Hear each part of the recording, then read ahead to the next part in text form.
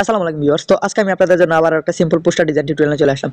তো ভিউয়ার্স, আজকে আমি আপনাদেরকে শেখানোর চেষ্টা করব কিভাবে আপনি এই ধরনের প্রতিবাদী পোস্টার ডিজাইন অথবা প্রোফাইল পিকচার তৈরি করবেন মাত্র 2 মিনিটেই। তো ভিউয়ার্স, তার জন্য আপনার প্রয়োজন পড়বে পিক্সার্ট অ্যাপস এবং এখানে আমি যে পিএনজি ব্যাকগ্রাউন্ড ফটোগুলো ইউজ করেছি, তো এগুলোর প্রয়োজন পড়বে।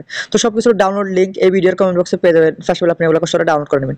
তারপর আপনি সরাসরি আপনার ফোন থেকে পিক্সার্ট অ্যাপসে চলে আসবেন। তো পিক্সার্ট অ্যাপসে চলে আসার পর আপনি এই ধরনের একটা ইন্টারফেস পেয়ে যাবেন। তারপর আপনি প্লাস আইকনে ক্লিক করে আপনি এখানে ফার্স্ট অফ অল আপনি ব্যাকগ্রাউন্ড ফটোটা এখানে ইনপুট করে দিবেন।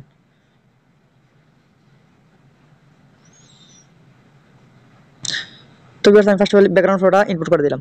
তারপর আপনি এখান থেকে এই যে এড ফটো এখানে ক্লিক করে আপনি আপনার ছবিটা এখানে ইনপুট করে দিবেন। তো ভিউয়ার্স, আমি আমার ফোন থেকে একটা ছবি এখানে ইনপুট করে দিলাম। তারপর আপনি এইভাবে ছবিটা একদম বরাবর সাইজ মতো বসিয়ে নেবেন। তারপর আপনি এখান থেকে চলে আসবেন কাটার অপশনে। তারপর এখান থেকে যে পার্সন এই অপশনে চলে আসবেন। তাহলে আপনার ছবি ব্যাকগ্রাউন্ডটা খুব স্মুথভাবে রিমুভ হয়ে যাবে। তারপর আপনি এখান থেকে রাইট আইকনে ক্লিক করে দিবেন।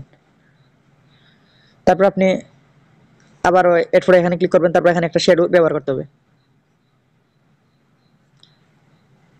তো এইভাবে এই রেড শ্যাডোটা আপনি এভাবে ছোট বড় করে কাস্টমাইজ করে আপনি এভাবে আপনার ছবিতে বসিয়ে নেবেন। তারপর আপনি আবার রাইট আইকনে ক্লিক করে দিবেন।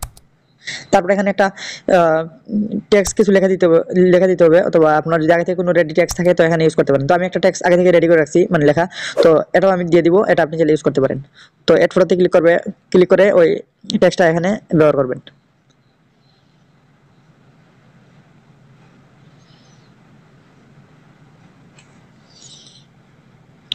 তো এটা হচ্ছে টেক্সট, এটা আমি রেডি করে রাখছি। তো আপনি চাইলে অন্য কিছু এখানে লিখে দিতে পারেন অথবা এই টেক্সটটা আপনি চাইলে এই টেক্সটটাও ব্যবহার করতে পারেন।